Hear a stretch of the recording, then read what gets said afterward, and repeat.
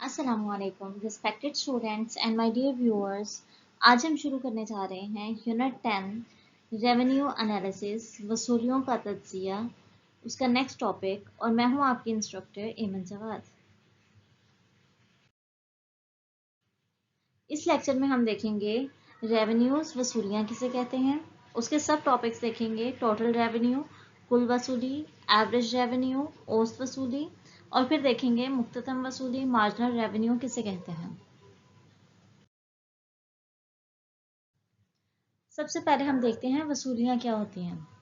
एक firm profit हासिल करने के लिए नुकसान बर्दाश्त कर रही है, इसका अंदाज़ा उसकी वसूलियों से लगाया जाता है, उसके रेवेन्यूज से लगाया जाता है, और इसको मुख्तलिफ तरीक़ों से मालूम किया जाता है। सबसे पहले हमारे पास कुल वसूली, टोटल रेवेन्यू।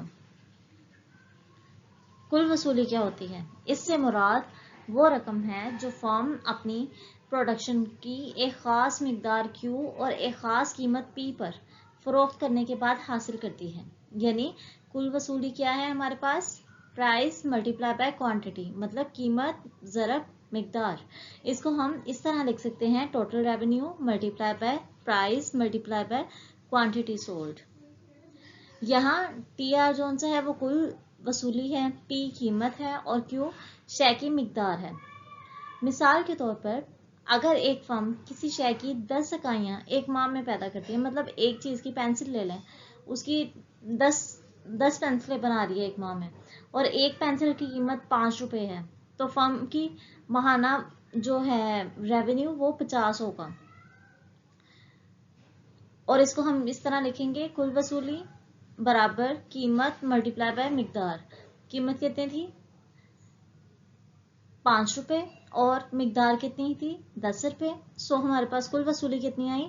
50 रुपये। अब देखते हैं औसत वसूली या एवरेज रेवेन्यू, जिसे हम AR भी लिखते हैं, उससे क्या मुराद है? औसत वसूली से मुराद वो रकम है जो किसी फर्म को अपनी पैदावार की मिकदार को औसतन फी इकाई हासिल होती है। मतलब जब टोटल रेवेन्यू को प्रोडक्शन की टोटल क्वांटिटी से डिवाइड किया जाए तो औसत वसूली हासिल होती है। देखें, औसत वसूली इक्वल कुल वसूली बटा कुल मिकदार। इसको हम इस तरह भी लिख सकते हैं, average revenue equal total revenue divided by Q। अब देखें, अगर एक फर्म किसी शय की 10 इकाइयाँ पैदा करती है, मतलब 10 पेंसिलें बनाती है, और 50 रुपये में फ़रोख्त करती है, तो इसकी औसत वसूली कितनी होगी? औसत वसूली इक्वल कुल वसूली कितनी है?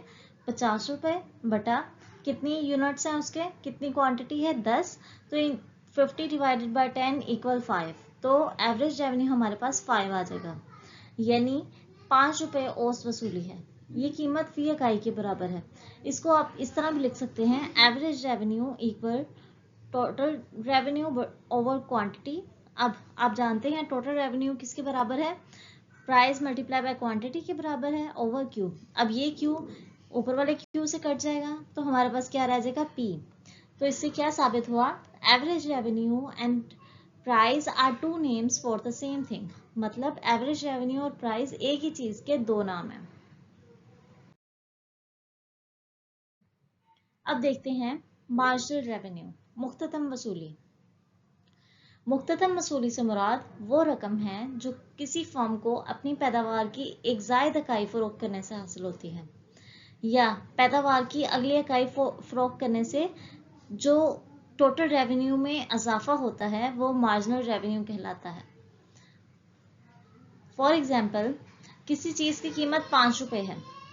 अगर फर्म एक माह में 10 इकाइयों के अलावा एक इकाई मजीद बनाएगी, मतलब उसमें 10 से वो 11 हो गई, तो वो 5 रुपये 5 मल्टीप्लाई बाय 1 अजाफी वसूल करती है। इस तरह मुख्ततम वसूली 5 रुपये के बराबर होगी।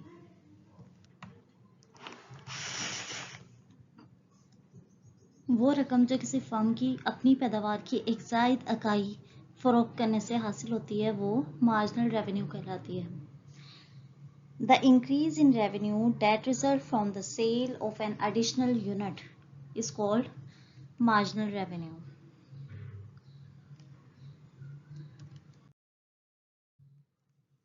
मुख्ततम वसूली का क्या फॉर्मूला है?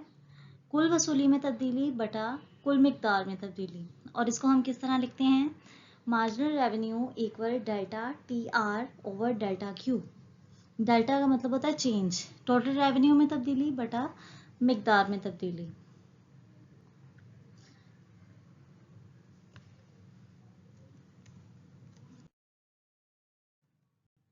उम्मीद है आपको वीडियो अच्छी लगी होगी। अगर आपको टोटल रेवेन्यू, एवरेज रेवेन्यू और मार्जिनल रेवेन्यू की समझ आ गई है तो, और वीडियो अच्छी लगी तो वीडियो को लाइक कर दें, चैनल को सब्सक्राइब कर दें और बेल आइकन पे क्लिक कर दें ताकि हर नई आने वाली वीडियो का नोटिफिकेशन आपको मिलता रहे। Thank you.